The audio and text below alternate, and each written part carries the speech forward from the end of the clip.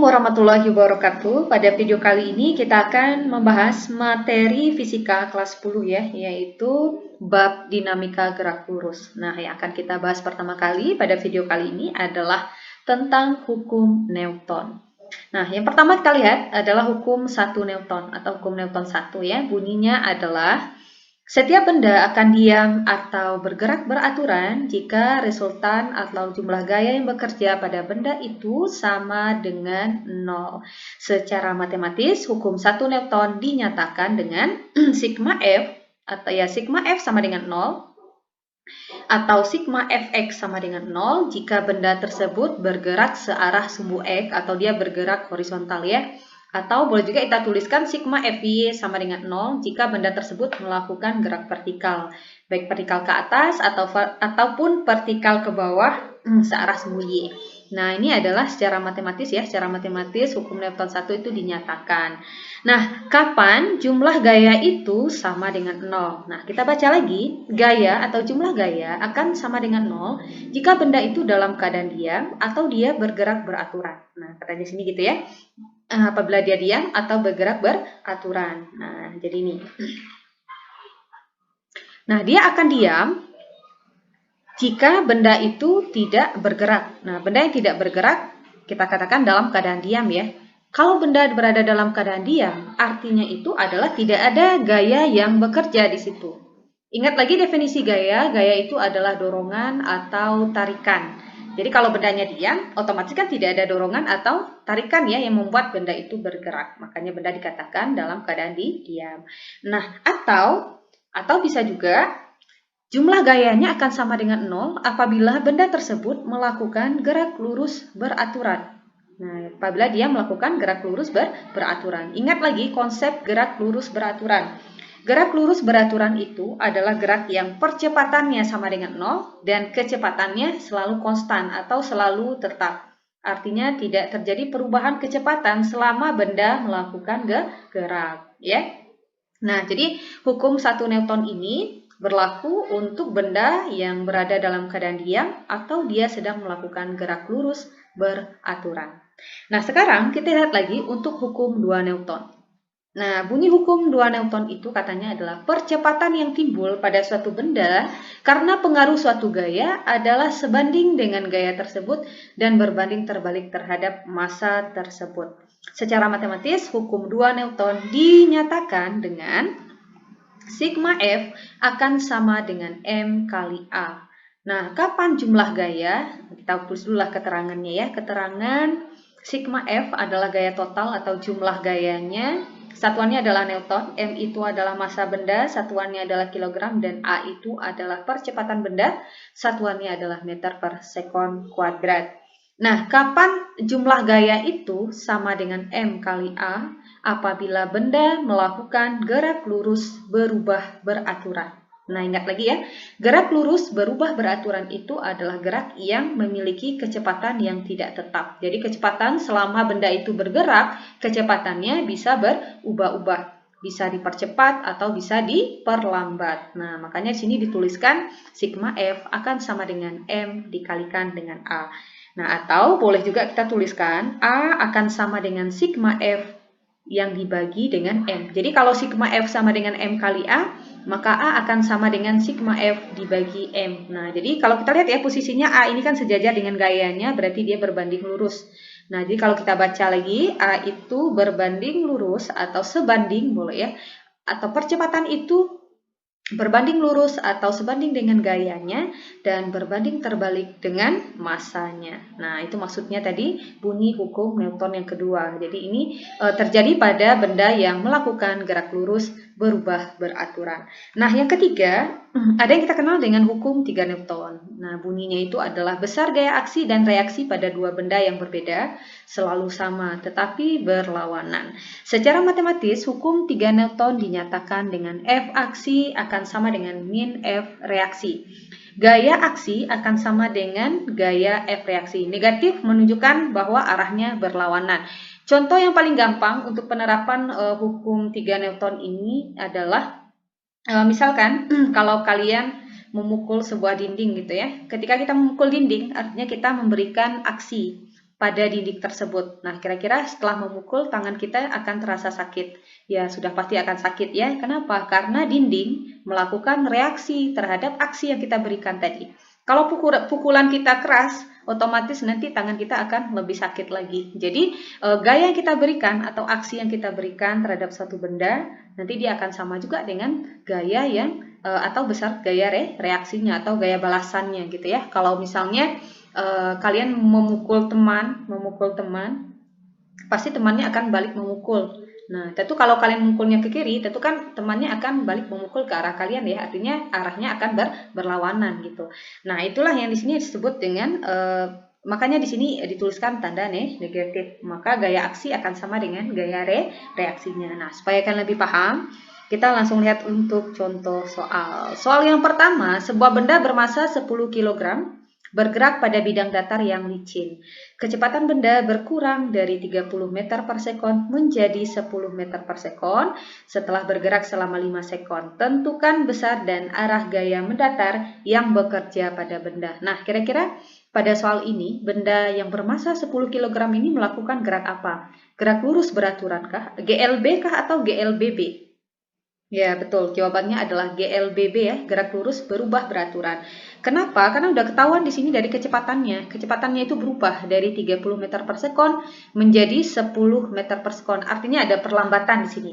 Awalnya 30 diperlambat menjadi 10 meter per sekon. Jadi karena kecepatannya berubah, maka gerak yang dilakukan oleh benda ini adalah gerak lurus berubah beraturan. Oke, sebelum kita selesaikan, kita buat dulu apa yang diketahui di sini. Yang diketahui di sini adalah massa, yaitu sebesar 10 kg ya, massanya 10 kg. Kemudian kecepatan benda berkurang dari, jadi kecepatan awalnya ini kan 30 meter per sekon. Kemudian menjadi 10 meter per sekon setelah bergerak selama 5 sekon. Nah, 5 sekon ini waktunya ya. T-nya adalah 5 sekon dan kecepatan atau VT-nya sama dengan 10 meter per sekon. Jadi VT itu adalah kecepatan akhir atau kecepatan pada saat T, boleh ya. Jadi tadi awalnya dia kecepatannya 30, kemudian diperlambatnya menjadi 10. Sehingga kecepatannya sekarang atau kecepatan akhirnya itu adalah 10 meter per sekon. Nah, yang ditanyakan di sini adalah besarnya gaya dan arah. Nah, besarnya arah gaya dan arah. Jadi yang ditanyakan adalah F dan arahnya, ya.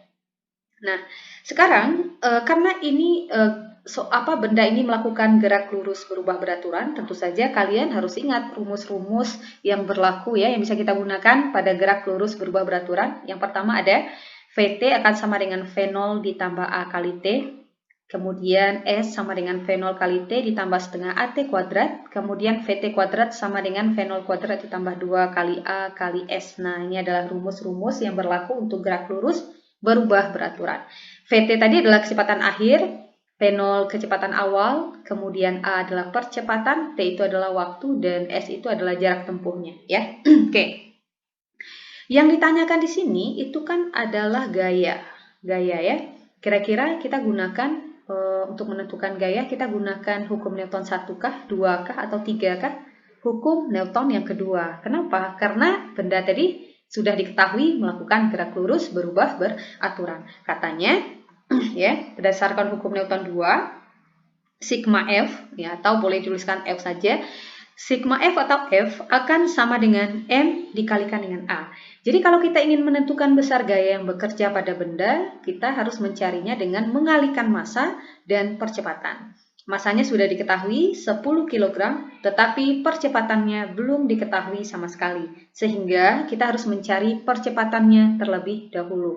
Di antara 3 rumus ini, rumus yang pertama, yang kedua, yang ketiga, kira-kira mana yang bisa kita gunakan? Lihat unsur-unsur yang diketahui atau unsur-unsur yang sudah diketahui, yang sudah kita tuliskan tadi ya. Ada V0, ada VT, dan ada T. Rumus mana yang bisa kita pakai untuk menentukan nilai A?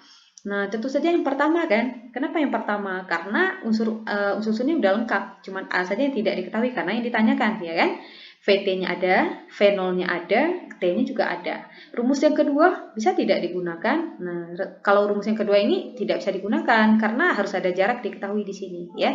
Jadi paling gampang kita gunakan adalah rumus yang pertama. Oke, kita tuliskan dulu. Rumus yang pertama adalah VT sama dengan V0 ditambah A kali T. Masukkan nilainya, PT-nya adalah 10. Oke, kelihatan ya, PT-nya 10. Kemudian kita masukkan lagi V0-nya berapa? 30 ya. V0-nya 30. Kita tambahkan dengan A. Nah, A-nya kan mau kita cari ya. A-nya mau kita cari, kita masukkan waktunya adalah 5. A kali T. Berarti A kali 5. Nah, sebenarnya di sini tandanya positif negatif ya sebenarnya. Jadi positif itu kita gunakan untuk percepatan, kalau negatif kita gunakan untuk perlambatan. Tetapi di sini kita gunakan saja positif ya, karena yang ditanyakan arahnya. Nah, supaya nanti ketahuan arahnya bagaimana gitu ya, arahnya kemana gitu, apakah berlawanan atau searah gerak benda. Oke, kita selesaikan dulu. Ini sama dengan 10. Nah, ini sama dengan 30 ya. Kita tambahkan dengan 5A ini adalah 5 kali A. 5 kali A ini adalah 5A. Nah, kita kelompokkan yang sejenis. Jadi 10 ini kan sejenis dengan 30 ya, karena sama-sama merupakan suatu konstan ya, konstanta. Jadi 10. Nah, 30 ini kita pindah ruaskan, dikurang 30. Kenapa dikurang? Karena pindah ruas tentu saja tandanya akan berubah. Akan sama dengan 5A. Nah, jadi karena 30 sudah pindah, tentu saja yang tinggal di sini hanya positif 5A ya. Jadi positif 5A. Oke, 10 dikurang 30, hasilnya adalah min 20 sama dengan 5A. Min 20 sama dengan 5A. Jadi untuk menentukan nilai A, kita bisa putar posisinya 5A, boleh ya. Kalau min 20 sama dengan 5A itu sama juga dengan 5A sama dengan min 20. Nah, boleh. Maka nilai A, nah untuk menentukan nilai A, 5A sama dengan min 20, maka nilai A saja akan sama dengan min 20 kita bagi dengan 5. Min 20 bagi 5. Kita dapatkan berapa? Min 4. Jadi kecepatannya adalah min 4. Nah, tanda negatif ini bukan menunjukkan nilai dari percepatannya ya, tapi menunjukkan kalau negatif. Jadi kalau A-nya itu kita dapatkan dalam tanda negatif, artinya itu kecepatannya diperlambat. Artinya terjadi perlambatan di situ ya. Udah ketahuan tadi ya. Dia akan memperlambat kecepatannya dari 30 menjadi 10 kan. Nah, makanya tandanya di sini negatif. Jadi bukan berarti percepatannya negatif, bukan. Negatif itu menunjukkan bahwa terjadi perubahan kecepatan atau perlambatan ya, kecepatannya berkurang gitu. Oke, nah setelah kita dapatkan nilai A-nya yaitu min 4, nah kita masukkan ke rumusnya tadi karena tujuan kita ingin menentukan besarnya gaya. Oke, kita masukkan gayanya, masanya tadi udah diketahui 10, kita masukkan, kita kalikan dengan min 4 ya. Oke, kita kalikan dengan negatif 4, ini negatif 4 ya, bukan 4 karena sesuai dengan A-nya sini min 4. Nah, jadi 10 kita kalikan dengan negatif 4, bukan 4. Nah, kenapa tanda negatif kita masukkan? Tujuannya adalah untuk bisa menentukan arahnya, arah benda tadi gitu ya. Maksudnya arah gaya yang bekerja. Nah, jadi 10 kita kalikan negatif 4. Nah, ini negatif ya, bukan positif. Nah, oke, 10 kita kalikan dengan negatif 4, makanya kita dapatkan min 40 Newton. Nah, jadi sudah kita dapatkan besar gayanya. Jadi kalau ditanyakan besar gaya, tanda negatifnya jangan disebutkan. Jadi besar gayanya adalah 40 Newton. Nah, untuk arahnya ini kita lihat tanda negatifnya. Karena dia negatif, artinya geraknya atau arah dari gayanya itu akan berlawanan dengan arah gerak benda. Nah, itu maksudnya tanda negatif. Kalau dia positif, artinya arahnya akan searah dengan arah gerak benda tersebut. Nah, gitu. Karena kita dapatkan negatif ya. Oke, saya ulangi, gayanya itu adalah sebesar 40 Newton dan arahnya berlawanan dengan arah gerak benda. Karena tandanya sini negatif. Nah, bagaimana Sobat Excellent? Semoga paham ya. Supaya kalian lebih paham lagi, kita langsung lihat untuk contoh soal yang kedua. Contoh soal yang kedua, sebuah benda pada saat T sama dengan 0 sekon bergerak dengan kecepatan 50 meter per sekon. Jika resultan gaya yang bekerja pada benda sama dengan 0, hitunglah kecepatan benda tersebut setelah bergerak selama 10 sekon. Nah, jadi kalau kita lihat di sini, kita buat dulu ya yang diketahui di sini waktunya T sama dengan 0. Kecepatannya adalah 50 meter per sekon. Oke, kita baca dulu. Pada saat T sama dengan 0 sekon, bergerak benda pada saat T 0, pada saat T-nya 0, itu kecepatannya 50 meter per sekon. Nah, itu kan artinya adalah kecepatan awal ya. Kecepatan awal atau kecepatan saat T-nya sama dengan 0. Nah, kemudian Di sini diketahui lagi resultan gaya yang bekerja pada benda sama dengan 0, artinya sigma F-nya akan sama dengan 0. Yang ditanyakan adalah hitunglah kecepatan benda tersebut setelah bergerak selama 10 sekon. Jadi kita nyari kecepatan akhirnya ya, kecepatan atau VT-nya setelah dia bergerak selama 10 sekon. Oke, kita cari VT-nya. Oke, ingat lagi rumusnya tadi untuk gerak lurus berubah beraturan ya. Kapan dia melakukan gerak lurus berubah beraturan? Nah, pada saat ini. Jadi kan katanya di sini hitunglah kecepatan benda tersebut setelah bergerak selama 10 sekon, ya kan? Nah, kita hitung dulu. Kita masih bisa menggunakan rumus yang ini. Oke, kita masukkan penyelesaiannya. Nah, kenapa VT sama dengan V0 ditambah A kali T yang kita gunakan? Karena kalau kita lihat di sini ya, kalau kita lihat di sini, kan kita mau cari VT. VT itu kan bisa VT kuadrat sama dengan V, banyak ya rumusnya, bisa VT sama dengan V0 ditambah plus minus A kali T, bisa VT kuadrat sama dengan V0 kuadrat ditambah atau plus minus 2A kali S. Nah, tentu saja rumus yang ketiga tidak bisa kita gunakan karena jaraknya tidak diketahui. Berarti yang paling gampang kita gunakan rumus yang pertama untuk menentukan VT-nya.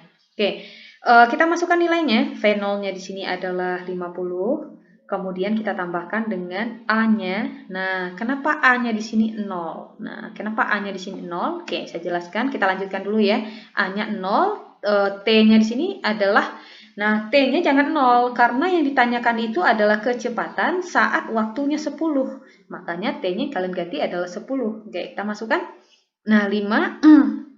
Oke, kita masukkan ya, 50 kita tambahkan dengan 0 kali 10 adalah 0. Maka kita dapatkan VT-nya adalah 50 meter per sekon. Nah, tadi kenapa percepatannya itu bisa menjadi 0? Nah, kenapa percepatannya menjadi 0? Karena di sini katanya adalah benda itu, artinya katanya jika resultan gaya yang bekerja pada benda itu sama dengan 0, pada saat kecepatannya 50 ya, resultan gaya yang bekerja pada benda itu kan sama dengan 0, artinya kan sigma F-nya sama dengan 0. Ingat lagi, kalau sigma F sama dengan 0, ini kan artinya benda melakukan gerak lurus beraturan. Kalau dia melakukan gerak lurus beraturan, itu artinya tadi adalah percepatannya sudah pasti akan sama dengan 0. Nah, makanya di sini nilai A-nya adalah 0. Ya. Nah, jadi yang ditanyakan tadi kecepatan benda tersebut setelah bergerak 10 sekon. Nah, jadi kecepatan benda tersebut setelah dia bergerak 10 sekon itu adalah 50 meter per sekon. Nah, oke. Paham ya, sahabat excellent? Sekarang kita lanjut lagi untuk soal yang ketiga. Soal yang ketiga, katanya sebuah benda bermasa 5 kg bergerak pada bidang datar yang licin dengan kecepatan 8 meter per sekon dan bertambah 10 meter per sekon setelah menempuh jarak 10 meter. Tentukan gaya mendatar yang dialami benda. Nah, yang ditanyakan masih gaya mendatar yang dialami benda ya, cuma gayanya saja, tidak ditanyakan arahnya. Kita buat dulu yang diketahuinya.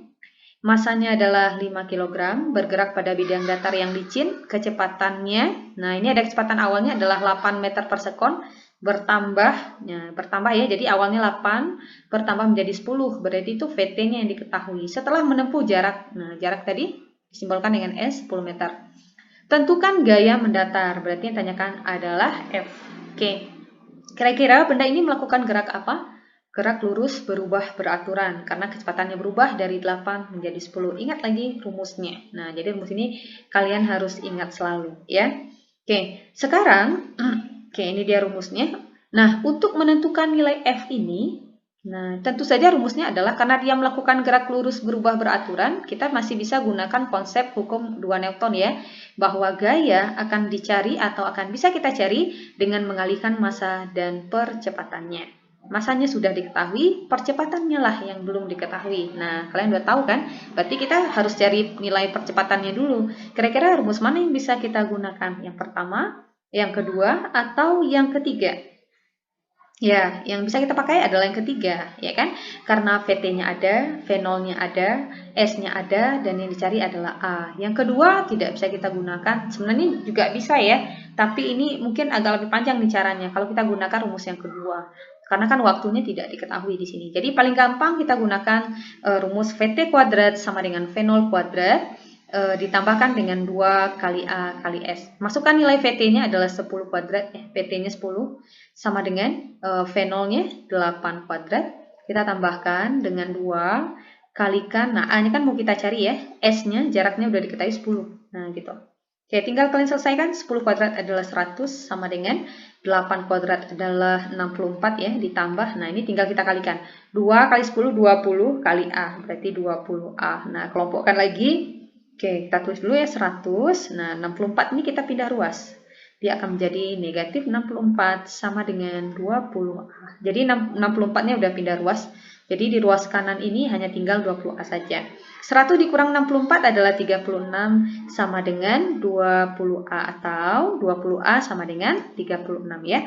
Maka A saja akan sama dengan 36 kita bagi dengan 20. 36 kita bagi dengan 20, hasilnya adalah 1,8 meter per sekon. Ini meter per sekon kuadrat ya. Satuan percepatan adalah meter per sekon kuadrat. Nah, setelah kita dapatkan nilai A-nya, kita langsung bisa substitusikan nilai A-nya karena dicari adalah besar gayanya, ya kan? Gaya tadi akan sama dengan M kali A, masukkan nilai massanya tadi adalah 5 ya, 5.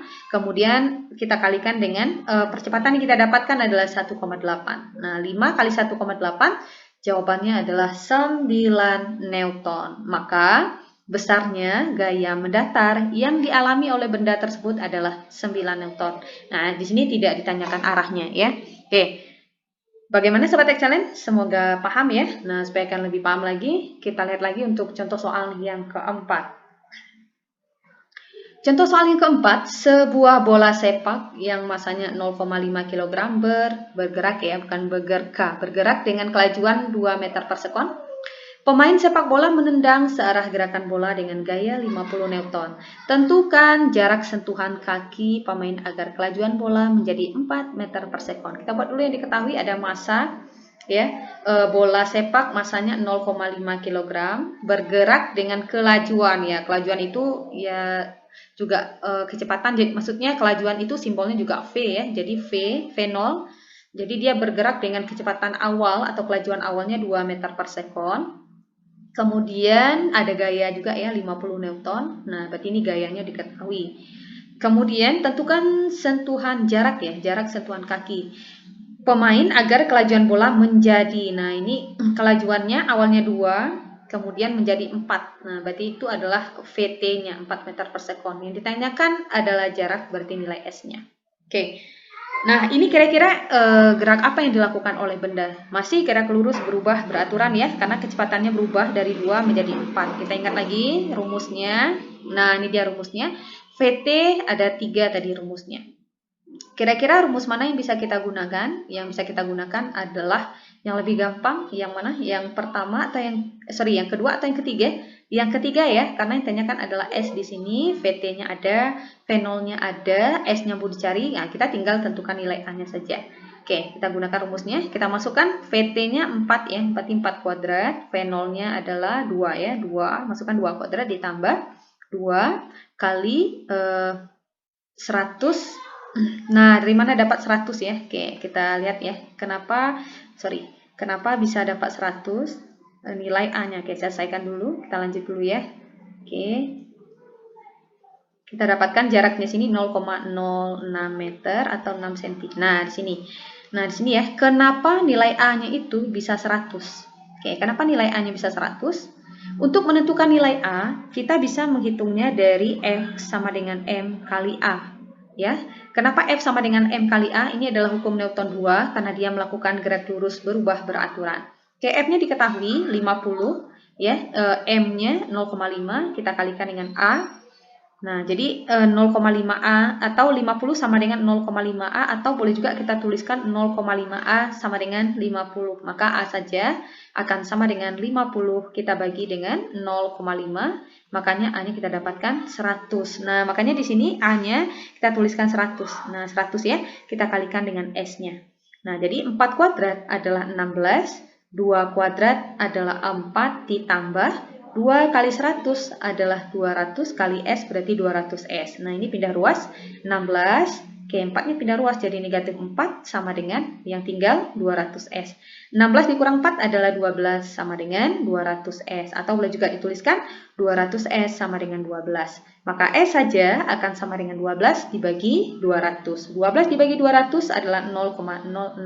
Satuan jarak adalah meter. Nah, boleh kalau kalian ingin menggantinya menjadi senti, boleh ya. Meter menjadi senti, kalikanlah dengan 100. Jadi 0,06 meter kita kali 100, jawabannya adalah 6 cm. Maka jarak sentuhan kaki pemain agar kelajuan bola menjadi 4 meter per sekon adalah 6 cm. Nah, bagaimana sahabat excellence? Semoga dengan 4 soal tadi bisa memberikan kalian gambaran dan pemahaman ya tentang penggunaan dari hukum Newton 1 dan hukum Newton yang kedua. Next video kita akan bahas kembali tentang masih ya tentang aplikasi atau penerapan hukum Newton di dalam gerak lurus vertikal ataupun gerak lurus yang horizontal juga. Oke, semoga bermanfaat. Assalamualaikum warahmatullahi wabarakatuh.